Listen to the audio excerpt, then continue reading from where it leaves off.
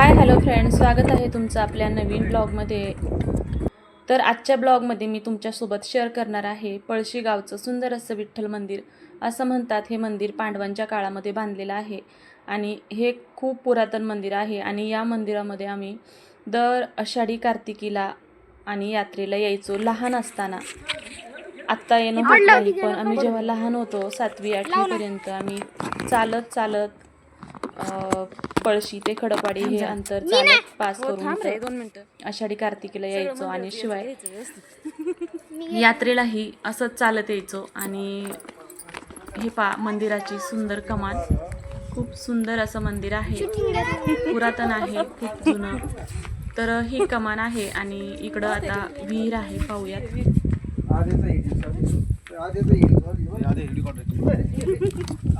Mobile फक्त इरीत नको घालू. आत नाही इथूनच पाणी कुठे आहे विहिरीत? नको म्हटलं ना तुला. अरे इथंच वाटेवर.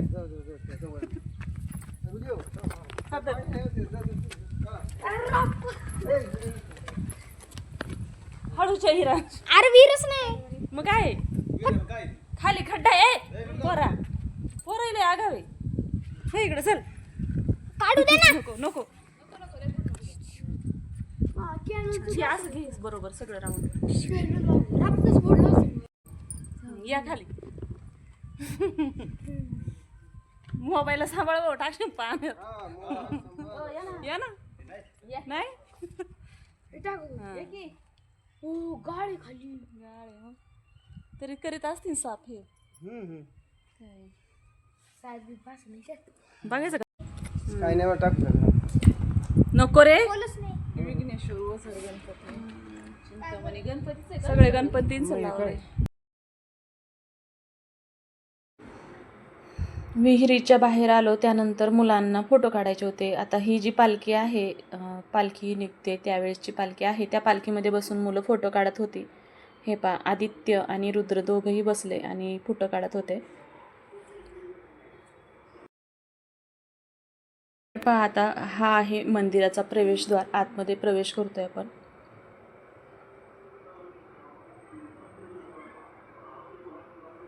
हा आजूबाजूचा परिसर आणि हे जुनं चिंचेचं झाड.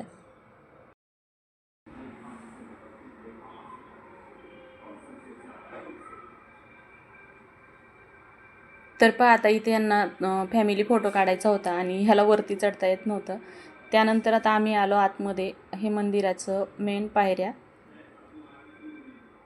आणि इथं अखंड विना असतो. जुनं हे पुरातन मंदिर आहे. असं म्हणतात हे पांडवकालीन मंदिर आहे आणि हे दगडामध्ये पूर्ण कोरलेलं आहे. तर हे मंदिराचं अगदी सुंदर बारीक बांधकाम आहे. हे म्हणजे जे लेणी आहेत, लेण्यामध्ये जसं मोडतं अजिंठा लेणी, त्याच पद्धतीचं हे मंदिर आहे. दगडामध्ये पूर्ण कोरलेलं आहे.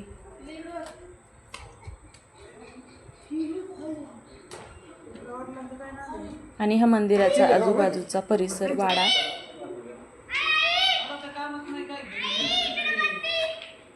अरे थांबा ना, आम्हाला येऊ द्या. हाय का बाबा? या पाय पडले का? पहा ही लेणी आणि लेण्यामध्ये केलेली ही नाजूक काम पहा. आणि हे मंदिराच्या मागच्या बाजूने विष्णूची मूर्ती.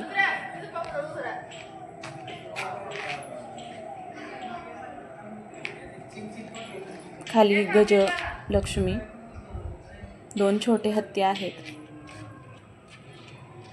आणि या खांबांवरती हे काम तर पहा तुम्ही किती छान आहे.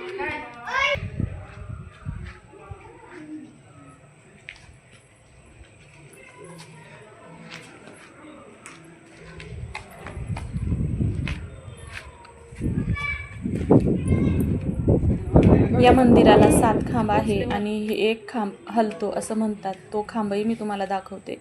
तर ही मंदिराची इकडची बाजू, ही दक्षिण बाजू. मंदिराचा एंट्रन्स उत्तरेला आहे, म्हणजे आतमध्ये येण्याचा मार्ग उत्तरेकडून येतो. मंदिर पूर्व पश्चिम आहे आणि मूर्तीचं मुख हे पश्चिम दिशेला आहे.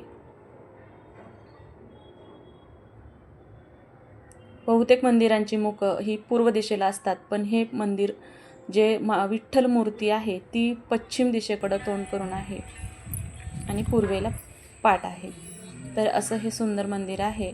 आणि इथं आषाढी कार्तिकी अशी 2 वेळा सप्ते असतात. अखंड विठ्ठल नामाचा जागर या मंदिरामध्ये होत असतो.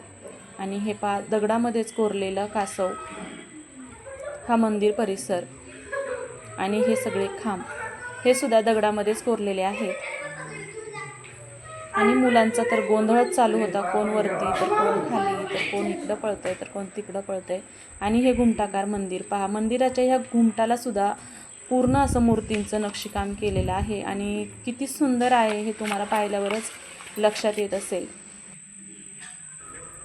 आणि हे आहे मेन मंदिर. तर पहा मंदिराचं बाहेरचं प्रवेशद्वार.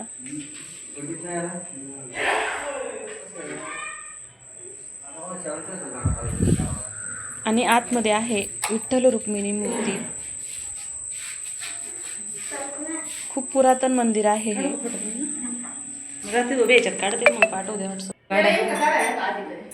तर इथे विठ्ठल रुक्मिणी सोबत सत्यभामांची सुद्धा मूर्ती आहे. आणि आता आम्ही आलो होतो इथं मंदिरात दर्शन घेण्यासाठी. मुलं शूटिंग घेत होती आणि आम्ही मंदिरामध्ये इथं दर्शन घेतलं.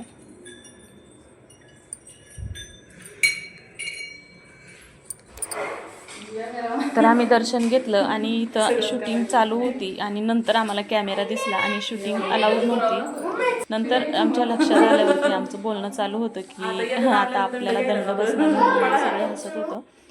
तर पहा आता आलो होतं मंदिराच्या बाहेर आणि हा मंदिराच्या बाहेरचा परिसर आहे.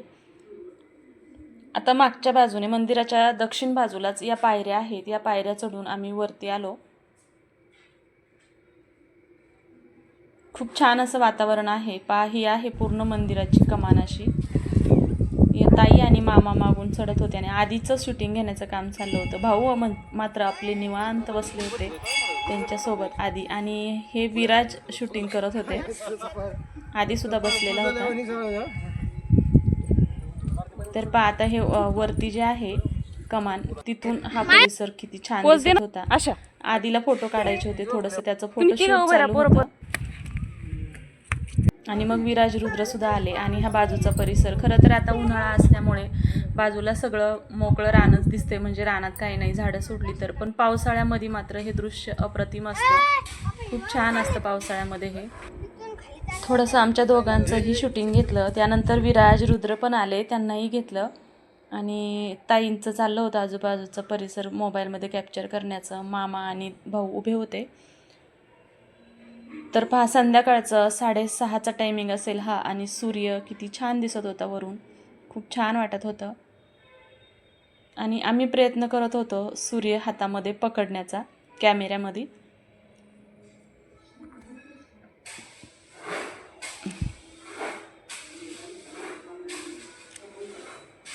आता माझं पाहून विराजला पण सूर्य हातामध्ये पकडायचा होता आणि त्यांना मी शिकवत होते. आणि आता आम्हाला जायचं होतं बाहेरची जी मंदिरं आहेत तिकडं. आधी म्हणत होता तिकडं जायचं आहे का, तर तो तुम्हाला पास होणं म्हणजे त्या कमानीवरूनच हे मंदिर दाखवत होता. हे आहे महादेवाचं मंदिर आणि गणपतीचं मंदिर. त्या मंदिरातही जायचं होतं. तरी ते आमचं थोडंसं फोटोशूट चालू होतं आणि विराज आमचे फोटो घेत होता.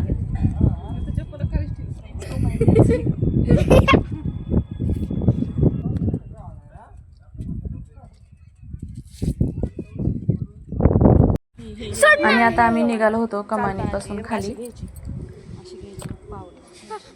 दक्षिणेच्या बाजूकडून चढलो आणि उत्तरेच्या बाजूकडून उतरणार होतो. ही वरची बाजू आहे. आणि मी आदित्यला सांगत होते पूर्ण व्हिडिओमध्ये कॅप्चर कर, पण त्याचं बाजूचाच परिसर कॅप्चर करण्याचं चाललं होतं.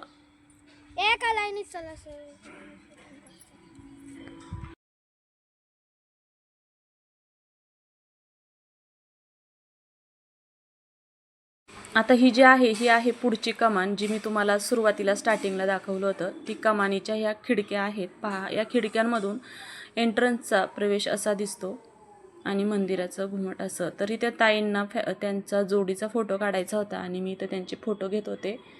त्यांच्या दोघांचा काढला, त्यानंतर त्यांचा मुलांसोबत काढला आणि मग मामांचा सुद्धा फोटो घेतला. पुन्हा मी काढला आणि आधीचा आणि माझा असे आम्ही सगळ्यांचे फोटो घेतले.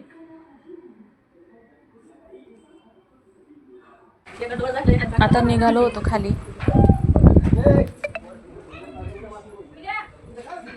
तर पहा एंट्रन्स हे असं दिसतंय. हा एंट्रन्सचा म्हणजे सुरुवातीचा परिसर आहे आणि या खिडक्यांमधून हे असं दिसतं. हे चिंचेचं झाड.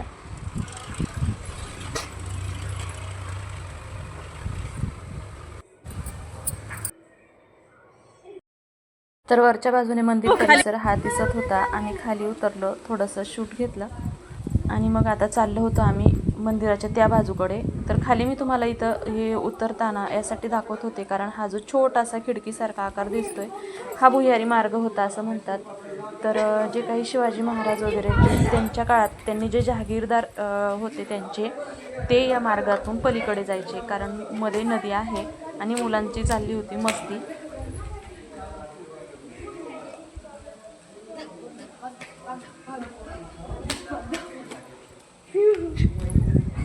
तर आता आम्हाला मागच्या बाजूला जे मंदिर आहे तिथं दर्शनाला जायचं होतं कारण तिथलंही जे दगडामधलं काम आहे मला शूट करायचं होतं. आम्ही ह्या बाजूने निघालो कारण मंदिराच्या बाजूला इकडं रस्ता आहे पण इथं जो रस्ता आहे शॉर्टकट तिथे लॉक लावलेलं होतं त्यामुळे आम्हाला काही जाता आलं नाही.